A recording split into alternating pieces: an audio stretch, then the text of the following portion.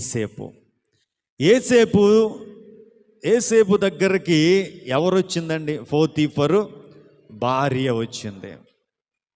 పోతీఫరు భార్య వచ్చినప్పుడు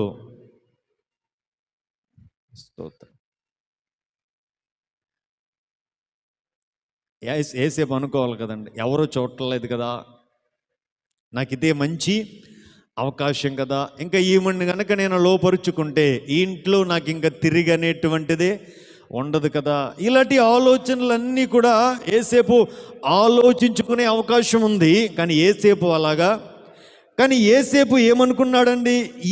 ఈమెతో నేను పాపము చేసి నా దేవునికి విరోధముగా నేను అంటే ఎవరు చూడలేని సమయములో కూడా ఏసేపు తన పరిశుద్ధతను కాపాడుకున్నాడు కదండి.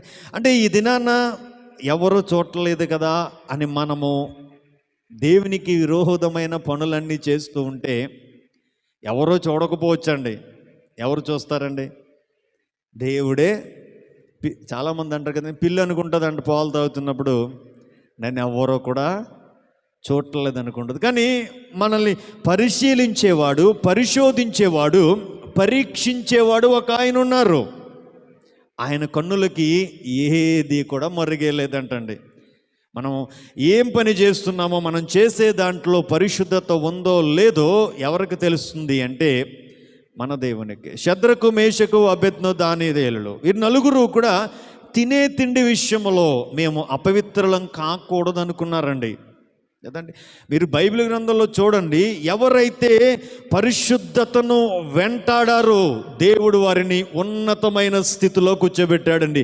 ఎవరైతే పరిశుద్ధులుగా ఉండకుండా దేవునికి అయిష్టకరమైన కార్యాలు చేస్తారో నాశన కోపములోనికి దేవుడు వారిని నెట్టివేసినట్లుగా బైబిల్ చెప్తుందండి. ఇది నేను ఒకే మాట, జ్ఞానము కొదువుగా ఉంటే పరిశుద్ధత మన జీవితాల్లో కనపడదండి.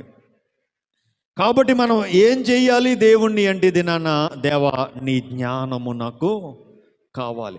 ఆ పై నుండి వచ్చే జ్ఞానం ఏం చేస్తుంది అంటే మనల్ని పరిశుద్ధులుగా జీవించే విధంగా కృపను